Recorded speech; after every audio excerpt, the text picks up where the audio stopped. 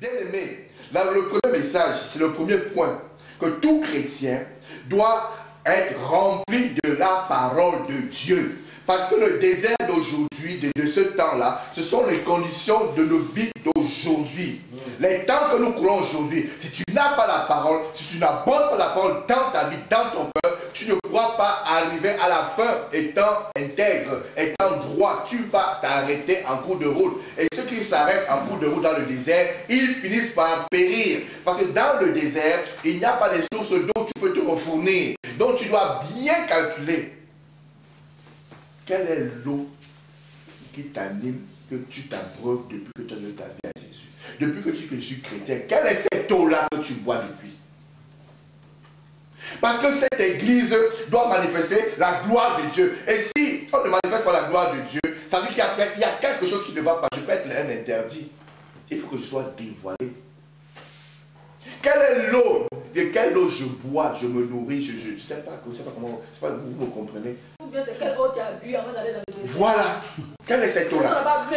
Amen, sois béni. Ouais, le message est très riche. Il faut intervenir. Parce que tu ne donnes qu'une trace. Mais si le Saint-Esprit te parle pour bénir l'assemblée, lève la voix, parle. Parce que nous sommes tous bénis. Il y a eau et eau. Il y a eau et eau. Il y a l'eau quand tu bois, ça te fait du bien. Il y a des eaux quand tu bois, ça donne les maux de ventre. Tu dois aller, ça te fait venir même diarrhée. Quelle est l'eau que tu bois depuis? Quelle est l'eau que tu as bu? Quelle est l'eau que tu reçois? C'est ça, ça c'est le premier fondament. Et il ne faut pas seulement boire un verre d'eau. Il faut être rempli de la parole de Dieu. Pour être rempli de la parole de Dieu, ça veut dire que Dieu nous appelle à la lecture et méditation de sa parole. Ça, ce n'est pas le pasteur qui va te donner ça. Ce n'est pas c'est personnel. Je sais que tous les jours, je dois me nourrir de la parole. Je dois boire cette eau qui va étancher ma soif et qui va me permettre de marcher, de traverser le désert. C'est-à-dire vivre durant toute la période de tout le temps que le Seigneur me met sur terre. C'est ça mon désert. Je traverse, nous sommes des passagers. Nous sommes des passagers de passage. Donc dans tout ce passage-là, il faut que je sois équipé. Autrement dit, je ne pourrais pas faire un pas. Donc vous comprenez pourquoi bon nombre de ceux qui se disent chrétiens n'arrivent pas, ils tombent dans la séduction, ils tombent. Il y a certains qui ont pris plaisir, ils se lèvent, ils tombent, c'est devenu un jeu. Tu te demandes, mais est-ce que tu es vraiment converti ou c'est comment? Non. Il parle du fait que tu tombes, certes, mais relève-toi. Donc, premier point, nourrissons de la parole. La parole. Nous devons devenir, papa, nous devons devenir des chameaux. Tous les jours, prenons un temps pour lire et méditer la parole. Ça va nous fortifier, nous allons grandir. Parce que le taureau est très mauvais. Le taureau est très mauvais. La parole de Dieu dit qu'il rôde comme un lion pour chercher qui dévorer. Il va dévorer les hommes distraits, les chrétiens distraits. Et une autre chose, et puis on va passer au point numéro 2. La parole, si tu n'abondes pas de la parole, tu ne peux pas résister aux ruses du diable. Parce que dans le désert, le Christ a été à rencontrer le diable, face à face, confrontation. La Bible me dit que Jésus a sorti le coup de poing, il a giflé, il a donné un coup de poing au diable, n'est-ce pas? Non. La Bible me dit qu'il a pris, la poussée, il a commencé à chasser le diable comme ça, n'est-ce pas? Non. La Bible dit que la parole dit quoi? Il a cité la parole, amen.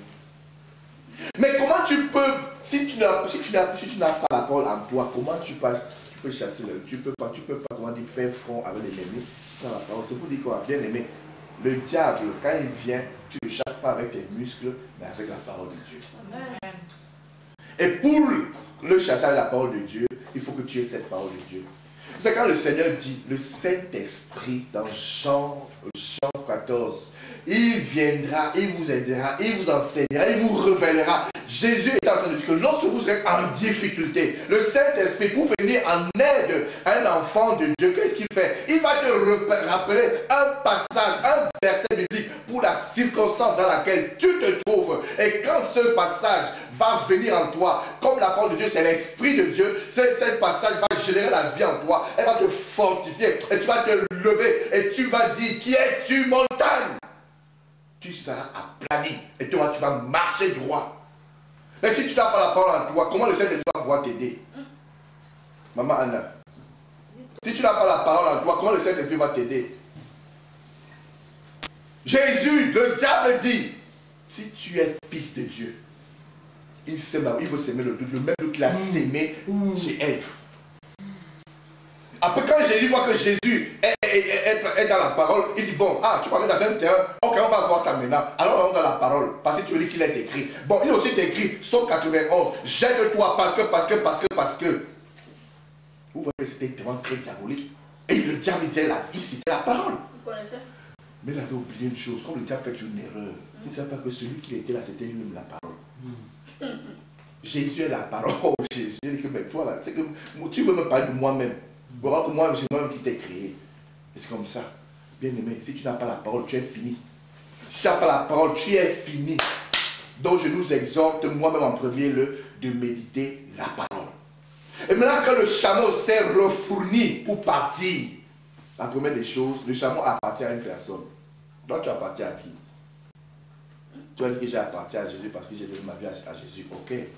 Mais quand tu marches là, tu marches sur la volonté de Dieu, sur la volonté de ton Seigneur ou sur ta propre volonté. Quelle est la personne que tu as portée? Parce que le chameau, c'est un animal qu'on sert pour des travaux bien précis.